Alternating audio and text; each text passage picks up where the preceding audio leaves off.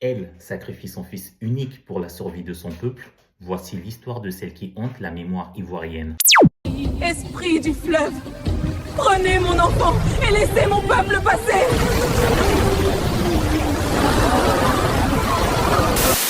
Moïse divisa la mer en deux. Beaucoup sépara le fleuve pour se frayer un chemin lors d'une nuit sombre et ténébreuse. Son histoire se situe au XVIIIe siècle, dans le monde Akon, au royaume Ashanti, où régnait la peur et l'angoisse après la mort de son oncle, le roi Osei Tutu. Pour des histoires de succession, la guerre éclate, ce qui poussa Abla et ses fidèles à se replier puis s'enfuir loin du royaume Ashanti.